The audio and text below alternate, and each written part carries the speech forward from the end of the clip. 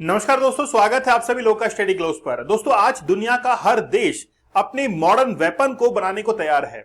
वो ये चाहता है कि मैं इतने मॉडर्नाइज वेपन्स को बनाऊं ताकि कोई भी दूसरा देश उसका मुकाबला ना कर पाए। हम लोग झट पलक झपकते ही जो है दूसरे देश को, दुश्मन देश को खत्म कर दे। लेकिन हाल ही में इसी श्रृंखला के अंदर डीआरडीओ ने एक बड़ा कमाल कर दिखाया है, और वो कमाल ये है कि आपने पहले महाभारत के अंदर ऐसे कई एपिसोड्स देखे होंगे जहां पर एक देवता जब अपनी आंखों से एक ऐसी लेजर को निकालता था ताकि जिससे वो जो दूसरा राक्षस खड़ा है वो राक्षस जल के भस्म हो जाया करता था।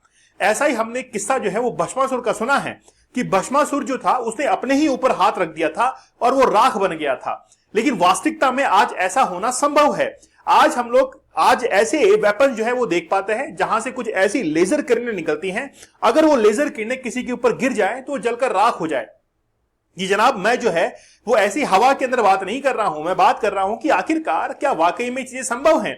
मान लीजिए कि आपने पहले कभी ऐसा देखा होगा कि जो पेपर होता है, अखबार जो होता है या कागज होता है, उसको आपने लेंस की मदद से जलाया होगा।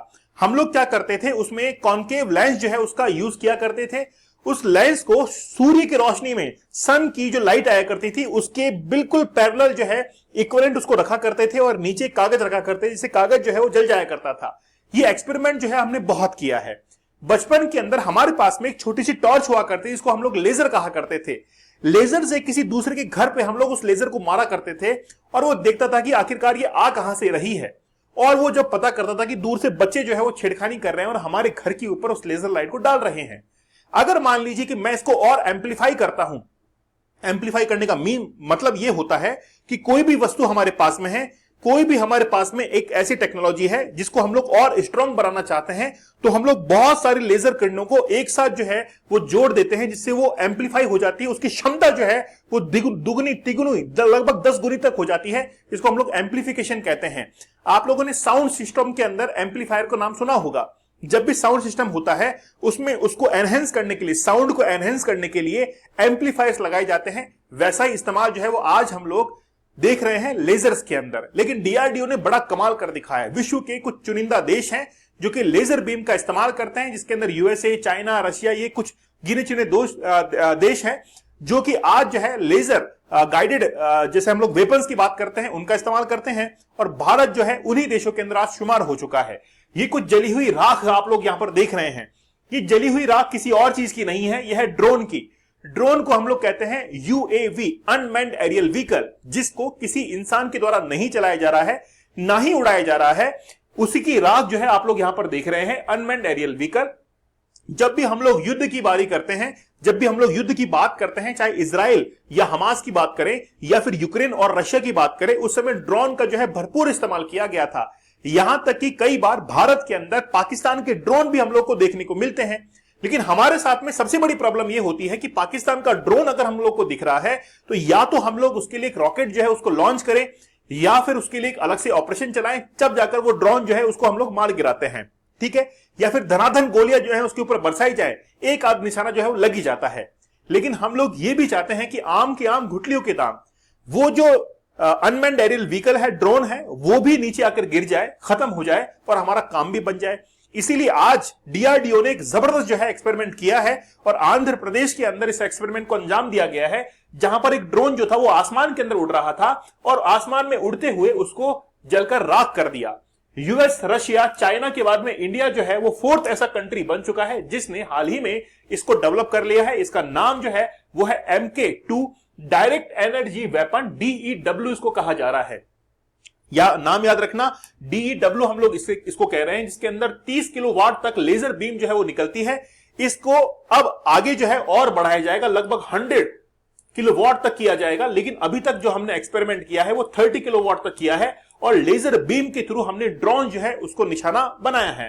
अब एक्चुअली में क्या है कि एक हवाना सिंड्रोम बड़ा चर्चा के अंदर रहा था। हवाना सिंड्रोम जो कि क्यूबा, चाइना और अदर कुछ कंट्रीज के अंदर देखने को मिला था। वहां पर जितने भी कुछ आर्मी मैन्स थे उनके अंदर कुछ सिम्टम्स दिखाई दिए थे। मान लीजिए कि आज रशिया के कुछ सैनिक जो है यूक्रेन के अंदर जाते हैं और यूक्रेन के पास में एक ऐसा वेपन है जो कि उनके ऊपर कुछ लेजर बीम्स गिरा रहा है।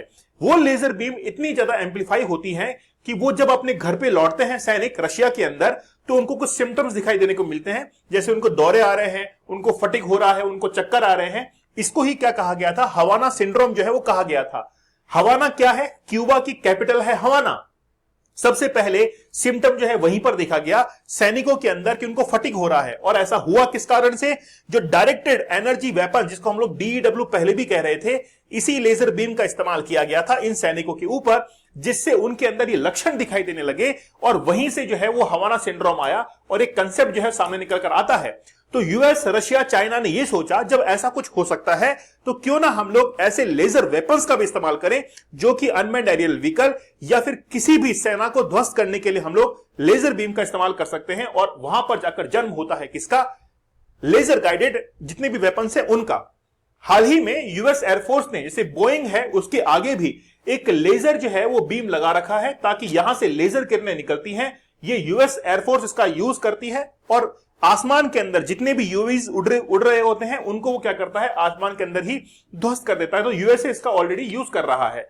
स्टार वॉर्स मूवी जहां पर हम लोगों ने देखा है कि नायक और खलनायक लेजर बीम की तलवारों से लड़ा करते हैं। आज हम लोग स्टील की तलवारें जो हम लोग देखते हैं, लोहे की तलवारों से लड़ा करते हैं, लेकिन पहले ही जो है इन्होंने इस फिल्म को रिलीज किया था जहां पर नायक खलनायक जो है वो लेजर बीम की तलवारों से लड़ रहे हैं। मतलब जो पहले दिखाया गया था वो आज वास्तविकता में सच होने जा रहा है और आज हम लोग ऐसे वेपन्स का इस्तेमाल करेंगे। आंध्र प्रदेश के अंदर डीआरडीओ ने एक एक्सपेरिमेंट किया। वो एक्सपेरिमेंट ये था कि हवा के अंदर एक ड्रोन जो है वो उड़ रहा था और उड़ते हुए ड्रोन पर एक निशाना जो है वो साधा गया। ये ड्रोन जो था वो लगभग 2 से 5 किलोमीटर दूर बताया जा रहा था। अप्रोक्स जो इसकी दूरी थी वो लगभग 5 किलोमीटर इसकी दूरी थी और दूरी पर यह ड्रोन उड़ रहा था और वहीं पर हमारे पास में एक वेपन था और उस वेपन ने उसकी यह हालत कर दी। लेकिन आखिरकार यह वेपन था कैसा, हम लोग इसको कहते हैं कि यह है लेजर बीम। हमारे पास में एक बहुत बड़ा ऑप्टिकल ऑप्टिमाइजर जो है वो हमारे पास में अवेलेबल था, जिससे लेजर किरणें निकल रही थी और उन्हीं लेजर किरणों को एक जगह जो है वो केंद्रित किया गया, सेंट्रलाइज किया गया, ड्रोन के ऊपर डाला गया और उड़ते हुए ड्रोन को वहां पर राख जो है वो बदल दिया गया और फिर बाद में उसके कुछ निशान जो है राख के रूप में हमको देखने को मिले।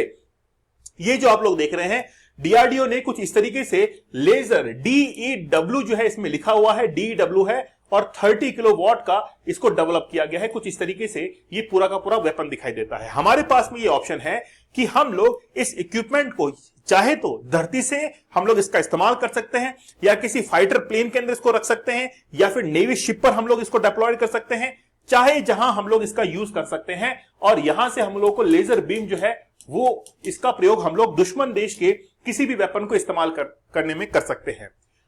अब्दुल कलाम आजाद जिन्होंने इसरो की जब स्थापना की थी तो आप लोगों ने शुरुआती दिन देखे होंगे, उस समय ये केवल एक साइकिल के ऊपर एक छोटा सा यानी कि एक शिप का जो कि आसमान के अंदर उड़ान भरने वाला था, रॉकेट जो था उसका एक छोटा सा टुकड़ा, एक छोटा सा भाग साइकिल पर लाद कर जो है वो जा रहे थे इसरो की साइट के ऊपर कि हम लोग जो है एक रॉकेट जो है यहां से लॉन्च करेंगे। और अपने कुछ समय की यात्रा के अंदर आज इसरो जो है वो बहुत बड़ा जायंट बन चुका है और दूसरे देशों के आज जो है मुकाबला कर रहा है। तो डीआरडीओ के द्वारा हाल ही में इस लेजर इक्विपमेंट को जो है डेवलप किया गया है। हम लोग समझते हैं कि आखिरकार ये काम कैसे करता है। डीआरडीओ बहुत सारे सेक्टर्स के अंदर काम करता है, जैसे हाल ही के अंदर एंटी टैंक गाइडेड मिसाइल जिसका नाम है हेलेना, उसका भी सफलतापूर्वक एक अपग्रेडेड वर्जन का लॉन्च किया गया था। और डीआरडीओ ने हाल ही के अंदर एंटी शिप मिसाइल जो है शॉर्ट रेंज की, उसका भी एक सफल परीक्षण किया था। तो डीआरडीओ जो है वो हमारे लिए, हमारे देश के लिए डिफेंस इक्विपमेंट जो है बनाता रहता है। लेकिन डीआरडीओ की एक लेबोरेटरी है जिसका नाम है centre for high energy system and sciences यानी कि चेस उसको कहते हैं। तो चेस जो है वो डीआरडीओ की लेबोरेटरी है। खास तौर पर जो भारत के युवा हैं उनको वो तकनीकी कोर्स भी जो है प्रोवाइड करवाती है, साथ ही के अंदर लैब्स भी उनकी अवेलेबल है और उसी लैब के अंदर इस लेजर जो बीम है इसको डेवलप किया गया है। आप लोग देखेंगे लेबोरेटरी के नेम्स के अंदर, तो यहां पर आप लोग देखेंगे centre for high energy system and sciences, जिसके हेडक्वार्टर्स हैदराबाद तेलंगाना के अंदर स्थित है और वो हाई एनर्जी वेपन्स को डेवलप करती है और वहीं पर इस लेजर जो ड्यू है यानी कि डीईडब्ल्यू जो है इसको वहां पर बनाया गया है। ठीक है ना। तो चलो विस्तार से हम लोग देख लेते हैं कि आखिरकार ये काम कैसे करता है। आप लोगों ने एक टॉर्च देखी होगी जिससे लेजर बीम जो है वो निकलती है। इस टॉर्च की एक खास बात होती है कि इसके अंदर कई सारे रिफ्लेक्टर्स लगे रहते हैं। वो रिफ्लेक्टर्स उस लाइट को बार बार रिफ्लेक्ट करते हैं और उसको एम्पलीफाई करते रहते हैं, और जैसे ही वो हाई एनर्जी के लिए एम्पलीफाई हो जाती है तो उसको एक बिल्कुल यानी कि कंसंट्रेट जो पाथ होता है उससे निकालते हैं, और जहां पर टारगेट होता है उस टारगेट के ऊपर उसको मारते हैं, और धीरे धीरे वहां पर एनर्जी प्रोड्यूस होती है, टेंपरेचर इंक्रीज होता है और वो जलकर जो है वो ध्वस्त हो जाता है। जब भी हम लोग लेजर की बात करते हैं तो लेजर जो है स्टिमुलेट्स एटम्स और molecules to emit light at a specific wavelength. तो एक स्पेसिफिक वेवलेंथ के थ्रू लेजर जो है वो टारगेट करता है ताकि वो जो टारगेट जो है वो वहां पर जल जाए। इससे हाई एनर्जी जो है वो प्रोड्यूस होती है, जिसकी एप्लीकेशन कटिंग के अंदर खास तौर पर जैसे हमने देखा कि हाल ही में उस ड्रोन को मार गिराया तो कटिंग और साथ ही के अंदर और भी कई ऑपरेशंस उसके ऊपर हुए थे, ठीक है ना। जैसे लेजर पॉइंटर्स का इस्तेमाल करते हैं, बारकोड स्कैनर्स के अंदर आप लोग लेजर का इस्तेमाल देखते हैं, लेजर प्रिंटर के अंदर लेजर होता है, और भी कई जगह जो है हम लोग आज लेजर का इस्तेमाल करते हैं। लेकिन अगर उसी ताकत को हम लोग एक जगह कंसंट्रेट कर देते हैं तो हम लोग ये देखते हैं कि वो जो लाइट है उसको एम्पलीफाइड करते हुए हम लोग एनर्जी के रूप में काम में ले सकते हैं और किसी भी टारगेट को हिट कर सकते हैं। इन टर्म्स ऑफ डिफेंस में हम लोग समझ रहे हैं कि यहां पर बहुत सारी लाइट है, जैसे एक्सरेज आप लोग देख सकते हैं, अल्ट्रावायलेट है, विजिबल लाइट्स होती हैं, नियर इंफ्रारेड होती है, मिड इंफ्रारेड होती है, और इन्हीं के अंदर हम लोग इन्हीं लाइट्स का, इन्हीं वेवलेंथ्स का इस्तेमाल करते हुए हम लोग लेजर जो है इसका इस्तेमाल करते हैं। आप लोग यहां पर देखिए कि ये आउटपुट बीम है, हमने यहां से इनपुट दिया है और इनपुट जो है एनर्जी के रूप में दिया है, मतलब आप देखिए करंट के रूप में दिया है, और यहां पर जितनी भी जो लाइट्स हैं वो बार बार रिफ्लेक्ट कर रही हैं, बार बार रिफ्लेक्ट कर रही हैं दो रिफ्लेक्टर्स के बीच में। तो यहां पर दोनों तरफ रिफ्लेक्टर लगे हुए हैं, यहां से टकराकर वो इस तरफ आ रही है और इधर से टकराकर वो इधर जा रही है। तो बार बार जो है उसने अपनी ताकत को और बढ़ा लिया है। आप लोग इसको ऐसा मान सकते हैं कि हम लोग एक बंद कमरे में रहकर जब तैयारी करते हैं तो बार बार चीजों का रिवीजन करते हैं, और रिवीजन करने के दौरान क्या होता है कि हमारी जो नॉलेज है और हमारा यानी कि जो आउटपुट है वो इंक्रीज हो जाता है। ये अक्सर हम लोग जो है अपने सेशंस के अंदर बताते हैं। तो वैसे यहां पर भी हुआ है कि लेजर जो लाइट है उसके अंदर एनर्जी जो है वो ज्यादा प्रोड्यूस हुई है, क्योंकि उसने बार बार जो है वो रिफ्लेक्ट किया है, और जब वो बार बार रिफ्लेक्ट करते हुए उसका जो एम्पलीफिकेशन है वो हाई पहुंच जाता है, और वैसे ही हम लोग बटन दबाते हैं और वहां से लेजर बीम निकलती है, और लेजर बीम निकलकर उस टारगेट को हिट करती है, जैसे हम लोगों ने देखा। तो बीम के अंदर एक आर्मेचर लगा रहता है, यहां पर आप लोग देख सकते हैं कि ये क्या है, 100% रिफ्लेक्टर है, ठीक है ना। और यहां से क्या होता है, जैसे ही वो बीम निकलती है और जाकर वो टारगेट को हिट करती है, तो लेजर बीम जैसे निकली है तो वहां पर जो है उसने टारगेट को हिट कर दिया है, ठीक है। ऐसा ही सिस्टम जो है वो हाल ही में डीआरडीओ ने जो बनाया है, लेजर वेपन बनाया है, उसके अंदर भी लगा हुआ है। लेकिन जब भी हम लोग लेजर रेस की बात करते हैं तो वो रेडिएशन जो है वो डायरेक्टली हमको इफेक्ट भी करती हैं। कहते हैं कि जैसे कोई बच्चे हुए या गर्भवती महिलाएं होती हैं, वो इन जो किरणें होती हैं, जो रेज होती है, इनसे दूर रहें, इनके एक्सपोजर से दूर रहें, क्योंकि इनसे जो बहुत नाजुक जो चीजें हैं, जैसे हमारे टिश्यूज वगैरह जो होती हैं, उत्तक वगैरह जो होते हैं, उनको नुकसान पहुंचता है, इसलिए इनके डायरेक्ट एक्सपोजर के अंदर नहीं आना चाहिए। ऐसा जो है लेजर के लिए भी हम लोग कहते हैं, क्योंकि ये हाई फ्रीक्वेंसी के अंदर जो है वो काम करती है। भारत के साथ साथ में भारत है, अमेरिका है, चाइना है, इजराइल है, रशिया है, इन सभी ने अपना लेजर सिस्टम जो है वो बना रखा है।